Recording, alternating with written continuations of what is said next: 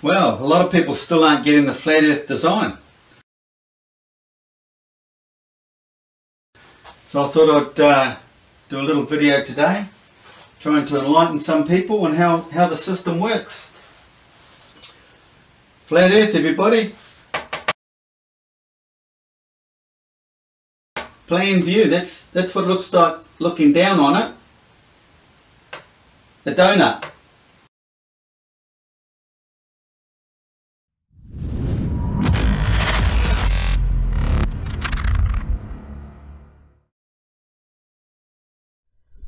Hey you guys, Paul Baker here.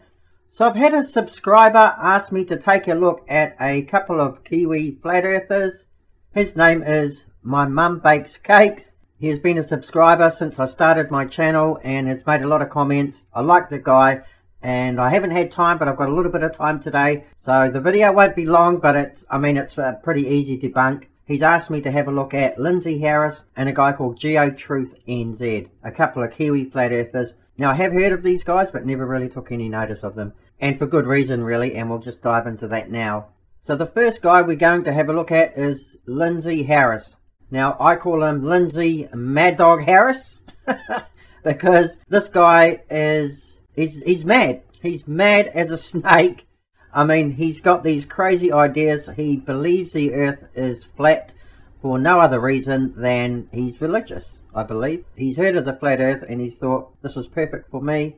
I'll try and explain how everything works on a flat earth. He's got a lot of videos here. I'm not going to look at all of his stuff because he's got all sorts of information. I mean, you can see he's religious. So he's showing us how the flat earth model works. Not could work or maybe could work. He's telling us this is how it works. There is no helping this guy. It doesn't matter what you say to him. He is going to believe the earth is flat. He's 100% a believer. So he's got a dome flat earth model with the stars are not millions of miles away, as we can see in this video here. So the problem I have with the dome theory for the flat earth is that why do they need a dome? What is the dome for? Is a dome protecting them from space? So do they believe in space? Are the stars within the dome? Why would that be? Why would you need stars within a dome on a flat earth? What is the reason for it? Give us the logical reason, Lindsay. Lindsay's not going to watch this. So why does he have a dome? Well, the problem is he needs a dome to explain what we see and observe in regards to the moon and the sun reflecting off a dome. I don't understand why they need a dome. The dome is protecting them from what? So why would they need stars within a dome? We also get shooting stars. It just doesn't make any sense why we need a dome. Why is there a dome needed on a flat earth? They can't answer that. So another point I want to bring up in regards to Lindsay and his flat earth model is Occam's Razor. What do we know about Occam's Razor? We'll just play this. Occam refers to William of Occam, a 14th century English logician and theologian. A razor in philosophy is a guiding principle that helps philosophers shave away unlikely or unuseful explanations for a phenomena. In the case of Occam's Razor, overly complicated explanations are shaved away. More directly, if two competing explanations, theories, or models explain the same phenomena equally well, philosophers generally prefer the explanation that makes the fewest assumptions. William of Occam was not the first to propose such a principle, as it was famously used by Aristotle, St. Thomas Aquinas, and other philosophers before him. He did, however, use the principle in much of his philosophical work, and thus the razor became associated with him. It is important to note that Occam's Razor does not make any claim about which of the two competing theories is actually true, or which will continue to explain the phenomena as new data is uncovered. Rather, it is a rule of thumb that guides scientists and philosophers when developing and choosing between models and theories. It is particularly effective against the tendency to add assumptions called ad hoc hypotheses to an older theory to make it fit with new conflicting evidence. A good example of Occam's Razor at work concerns a debate between geocentric and heliocentric models of the solar system. The goal of both models was to explain the motion of the planets as seen from Earth. The geocentric model began with each planet following a simple orbit around the Earth. However, it was later observed that the inner planets did not simply move across the sky, but danced with the sun in a complicated pattern. The outer planets even appeared to move around and move backwards for a brief period in the orbit, before continuing through the sky. Furthermore, the planets moved at different speeds throughout their path. The geocentric model used ad hoc hypotheses to account for these new observations, assuming that the planets orbited on epicycles, which themselves orbited the Earth, or rather, a point very close to the Earth. Scientists and philosophers alike agree that all theories must be understandable and testable to be successful. Therefore, pragmatically speaking, a model with fewer assumptions and complications is easier to work with. Okay, so that's Occam's Razor explained simply. So So if we take the two theories, Lindsay's theory of how the flat earth works and the globe theory about how the globe earth works, we can compare the two, and all Lindsay has is a couple of demonstrations with domes, and the rest of it's just made up fantasy basically.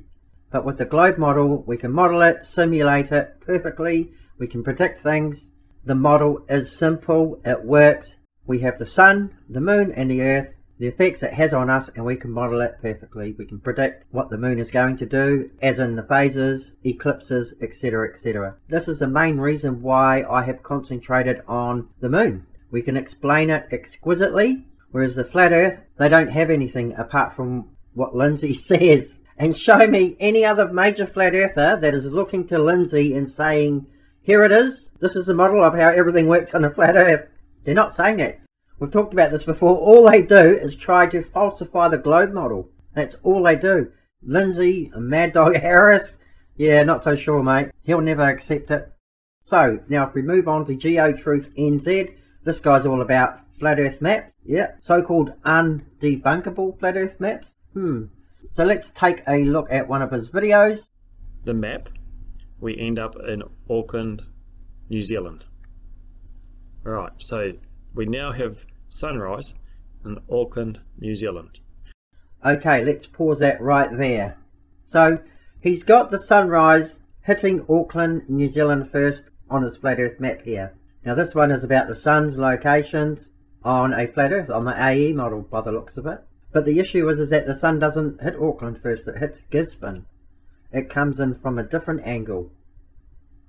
So the way he's got it here, I mean, this is just the easiest debunk ever. We've got videos of the sun rising on the east coast. We know the sun's angles. So this debunks his map just like that. So this, I mean, that's the easiest debunk ever.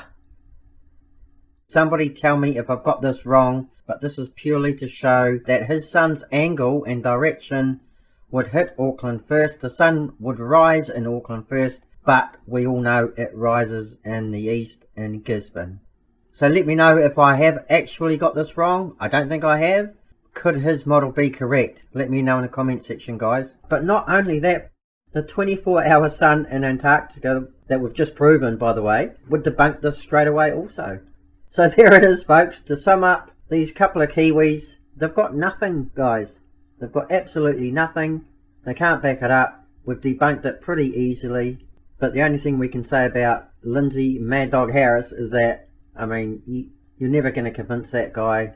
He's on a different level. For some reason, he believes he's cleverer than every other scientist, astronomer out there. It's just not possible. Doesn't make any sense. The flat earth makes no sense at all. Absolutely none at all. What makes more sense than a flat earth is the geocentric model, which has the earth in a fixed stationary position and everything else revolving around it. That makes more sense than a flat earth model. So that was it. That was pretty easily done.